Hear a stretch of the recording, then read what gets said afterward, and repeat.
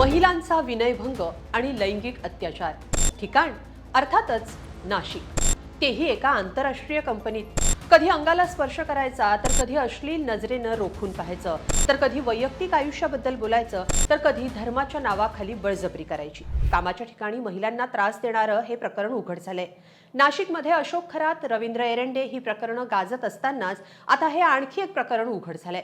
SIT कडून याचा तपास सुरू आहे। पोलिसांनी 6 आरोपींना अटकही केली आहे। नाशिकमध्ये नेमकं काय घडतंय, सगळं सविस्तर पाहूया या व्हिडिओतून।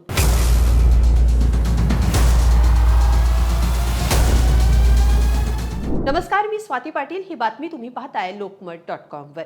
नाशिक शहरात महिला अत्याचाराचं नवं प्रकरण उघड झाल्यानं खळबळ उडाली आहे। शहरातल्या एका मल्टीनॅशनल कंपनीच्या कार्यालयात महिलांसोबत धक्कादायक प्रकार घडलाय।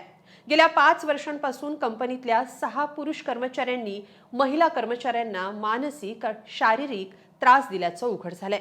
मुंबई नाका पोलीस ठाण्याच्या हद्दीत कार्यरत असलेल्या एका मल्टीनॅशनल कंपनीच्या कार्यालयात 2022 पासून नोकरीच्या ठिकाणीच महिलांवर अत्याचार होत होते। या प्रकरणात पीडित महिलांनी पोलिसात तक्रार दिल्यानंतर 9 गुन्हे दाखल झालेत। यात 8 महिलांनी तक्रार दिली आहे, तर एका पुरुषानेही तक्रार दिली आहे।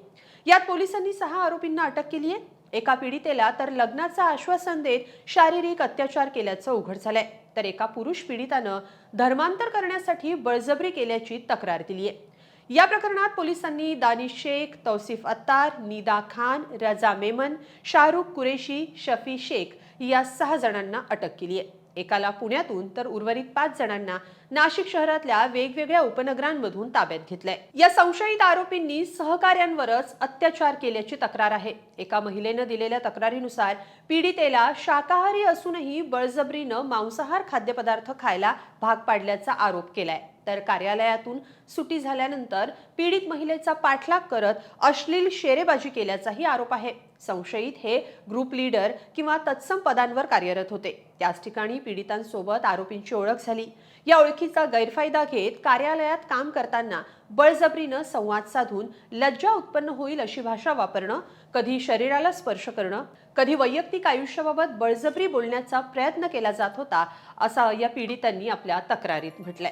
धक्कादायक बाब म्हणजे काही महिला पीडितांना जबरदस्तीनं धार्मिक प्रथा पाळायला भाग पाडण्यात येत होतं। त्यात हिजाब घालणं, नमाज पढणं, रोजा म्हणजे उपवास ठेवणं यांचा समावेश असल्याचं फिर्यादीत म्हणण्यात आलंय। या प्रकारामुळे धार्मिक भावना दुखावल्याचे आरोप यावेळी करण्यात आलेत। याशिवाय एका पुरुष पीडिताचं जबरदस्तीनं धर्मांतर करण्यात आल्याचा धक्कादायक प्रकारही समोर आलाय। त्याचं नाव बदलून त्याला विशिष्ट धार्मिक पेहरावात येण्यासाठी भाग पाडल्याचंही समोर आलंय। याबाबत आता SIT कडून तपास सुरू आहे। पाहूया पोलिसांनी या सगळ्या प्रकरणाबाबत काय माहिती दिली आहे। नाशिक शहरातील एका नामांकित बहुराष्ट्रीय कंपनीमध्ये महिलांचा विनयभंग, लैंगिक अत्याचार, मानसिक अत्याचार आणि धार्मिक भावना दुखवल्याचे एकूण 9 गुन्हे दाखल करण्यात आलेले आहे।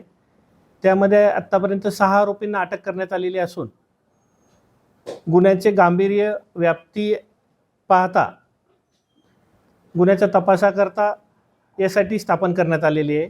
माननीय पोलीस आयुक्त श्री संदीप कर्णिक सर यांच्या आदेशान्वये SIT स्थापन करण्यात आलेली असून पुढील तपास SIT करत आहे।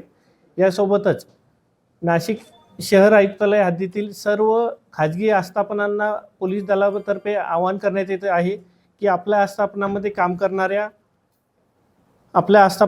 करणाऱ्या महिलांचे सुरक्षेची जबाबदारी ही आपली आहे आणि त्याकरता योग्य ती खबरदारी आणि प्रतिबंधात्मक उपाययोजना करण्यात याव्यात। तसेच कुठल्याही महिलेची तक्रार असल्यास ते CP WhatsApp नंबर 9923323311 यावरती संदेश पाठवू शकतात किंवा कंट्रोल रूमचा डायल 112 वरती आपण संपर्क साधू शकता। तक्रारदार महिला, संस्था तसेच अन्य व्यक्ती यांची ओळख गोपनीय ठेवण्यात येईल। याबाबतचे आवाहन माननीय पोलीस आयुक्त श्री संदीप कर्णिक सर यांच्या वतीने करण्यात येत आहे। धन्यवाद, थँक्यू। पीडितांची आतापर्यंत 9 गुन्हे दाखल आहेत आणि 6 आरोपी अरेस्ट आहेत। तर संशयित आरोपींना पहिल्या गुन्ह्यात पोलीस कोठडी दिल्यानंतर इतर गुन्ह्यांबाबत सुनावणीत इतर निर्णय होणार असल्याचं आरोपींच्या वकिलांनी सांगितलं। 1-1.5 वर्षापूर्वी त्यांनी वाईट नजरेने बघितलं मला आणि मोडेस्टी ऑफ ए वुमेन जे म्हणतात, असं लज्जा उत्पन्न होईल असं नजरेने बघितलं, इशारा केले, असं त्यानुसार फिर्याद दाखल झाली होती 8 दिवसापूर्वी. त्या फिर्यादमध्ये अटक करून आरोपींना मेहरबान कोर्टात हजर केलं होतं. त्यामध्ये त्यांना जवळपास 6 दिवस PC भेटली होती.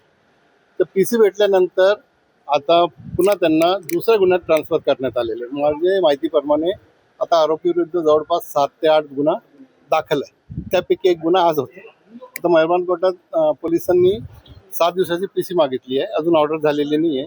बहुतेक 1-2 दिवसाची PC भेटणार आहे. फक्त जे 8 फिर्याद आहे, प्रत्येक फिर्यादमध्ये नियर अबाउट सेमच फिर्याद आहे. वाईट नजरेने बघितलं, तुम्ही साडी नेसून आली तर सांगितलं आज लई भारी दिसते तू, ऑप्शन लँग्वेज यूज केलेली आहे. नाशिकच्या या प्रकरणाचा तपास SIT कडून करण्याचे आदेश पोलीस आयुक्त संदीप कर्णिक यांनी दिलेत. त्यामुळे SITच्या तपासात आणखी काय खुलासे होतात ते पाहावं लागेल. पण महिलांनी अत्याचाराबाबत तात्काळ तक्रार द्यावी, त्यांची ओळख गोपनीय ठेवणार असल्याचं आवाहन पोलिसांनी केलंय. दरम्यान खरात प्रकरणानं नाशिकचं नाव चर्चेत आलं. आता या आंतरराष्ट्रीय कंपनीतल्या महिला अत्याचाराचं प्रकरण समोर आलंय. पण अशा अत्याचाराविरोधात कायदे करणं जितकं गरजेचं आहे, तितकंच मानसिकता बदलण्याचीही गरज आहे. महिलांना समाजात सुरक्षित जगणं मिळणं ही माफक अपेक्षा आहे. तुम्हाला काय वाटतं? कमेंटमध्ये नक्की लिहा आणि lokmat.com ला सबस्क्राईब करा. धन्यवाद.